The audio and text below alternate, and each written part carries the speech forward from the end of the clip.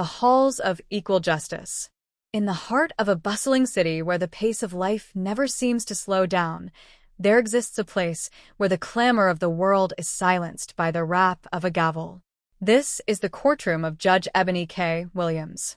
To many, it is just a room with wood-paneled walls and a raised bench, but to those who enter, it is a sanctuary of accountability. On the desk sits a nameplate that reads Judge Ebony K. Williams.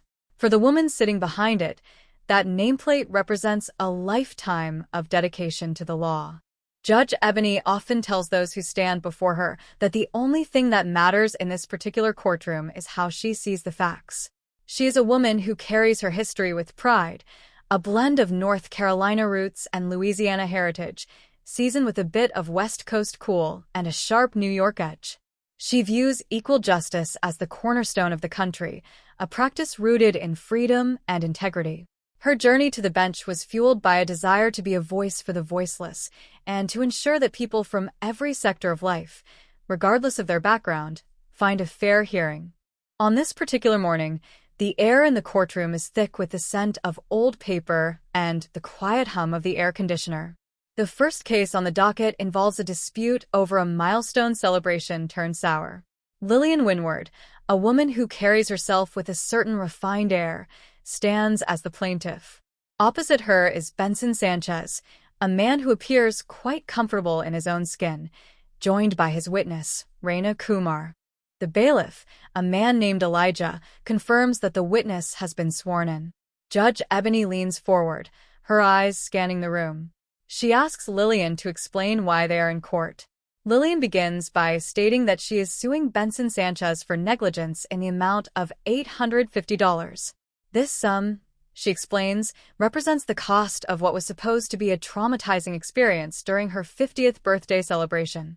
Lillian is a committed vegan, a lifestyle she chose after a childhood incident involving a pet rabbit during an Easter celebration. For her, veganism is not just a diet, it is an emotional connection to living beings. She believes that no animal should be harmed for human consumption. Judge Ebony listens with a respectful nod, acknowledging that while she personally enjoys red meat, she understands the importance of Lillian's moral convictions.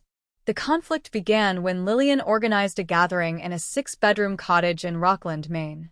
She had invited her college girlfriends, including Raina Kumar, who brought her boyfriend of a few months, Benson Sanchez. Because it was her 50th birthday, Lillian wanted everything to be perfect. She sent a group text message to all 12 guests, clearly stating that while they could eat meat outside on the patio, no meat of any kind was to be brought or cooked inside the cottage. This was her house rule to honor her lifestyle. Benson had responded to the text saying he ate meat for every meal, but he followed that with the words, "but okay."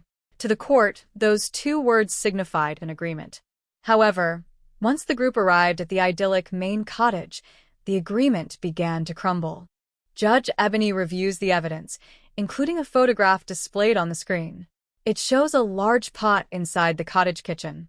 Inside the pot are lobsters, their eyes visible above the water. Lillian describes the sight as horrific, a direct violation of her ethos. Benson, however, argues that he does not consider lobster to be meat in the traditional sense. He claims that he needed to boil them inside because he required a stove and hot water, which were not available on the patio. The tension in the cottage escalated quickly. Lillian felt her birthday was ruined by what she described as immoral and cruel behavior. She was so distressed that she and her boyfriend vacated the premises after the first night, even though they had paid for 2. She sent a heated text to Benson, demanding he reimburse her for his share of the cottage since his actions forced her to leave her own party. Benson refused, telling her she was out of her mind and that he and Raina had already paid their fair share. Raina Kumar testifies that while they respected Lillian, the vegan meal Lillian had prepared for the first night was not to their liking.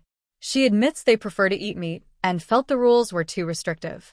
Judge Ebony notes that even if the rules were rigid, Benson and Raina had agreed to them when they accepted the invitation. After considering all the testimony, Judge Ebony delivers her ruling. She acknowledges that Benson breached the agreement by cooking non-vegan food inside the house, effectively ruining the second night of the celebration for the host. However, since Lillian did enjoy a wonderful first night, the court decides to award her exactly half of the requested amount. Benson is ordered to pay $425. As they leave the room, the friendship between the women appears to be over, a casualty of a birthday dinner gone wrong. The second case of the afternoon brings a different kind of tension into the courtroom. Marcus Stevens, a man who seems deeply attached to his belongings, is suing Sarah Goldfield for the repair of a vintage camera. Marcus explains that the camera was a precious heirloom inherited from his father. It was not just a piece of equipment, it was his livelihood and a piece of family history. The incident occurred during a neighborhood barbecue hosted by Sarah Goldfield. Marcus had attended with his young son, Jack. At one point during the party, Marcus wanted to find a quiet spot so his son could FaceTime with his mother. He walked to the front yard and sat on a wooden swing hanging from a tree. The moment Marcus sat down with his son on his lap, the swing snapped. Marcus fell to the ground. While he managed to shield his son from any harm, his vintage camera, which was hanging around his neck, hit the ground and was badly damaged. He presents an invoice for $388, the cost of the repairs. Sarah Goldfield defends herself by stating that the swing was clearly intended for children. She claims that earlier in the party, she had seen another adult sit on it and had loudly announced to everyone that no adults were allowed on that swing. Furthermore, she argues that the tree and the swing are technically on city property, not hers, though she permits the neighborhood children to use it. Judge Ebony examines a photograph of the swing. It is small, clearly designed for a child's frame. She questions Marcus on why he, a grown man, thought it was safe to sit on such a structure while carrying a child and an expensive camera. Marcus insists he was just looking for a place to sit and was being a responsible father by facilitating a call between his son and the boy's mother. Sarah remains firm, stating that she feels bad about the camera but does not believe she is at fault. She even suggests that sitting on a clearly fragile swing with a child was a negligent act on his part. Judge Ebony takes a moment to weigh the arguments. She looks at the man and then at the photo of the tiny swing. She observes that common sense should have dictated that a grown man's frame did not belong in a swing of that size. While she suggests that Sarah might benefit from placing a warning sign on the swing in the future, the legal responsibility for the damage lies with the person who chose to use the equipment improperly. The court concludes that Marcus should have been more careful with a piece of equipment he valued so highly. Because the risk of the swing breaking under the weight of an adult was foreseeable, the court finds that the host is not liable for the broken camera. Judge Ebony rules in favor of the defendant and dismisses the case. As the parties exit the courtroom, the lessons of the day remain. In one case, a broken promise led to a broken friendship and a fine. In the other, a lack of caution led to a broken heirloom and a dismissed claim. Through it all, Judge Ebony K.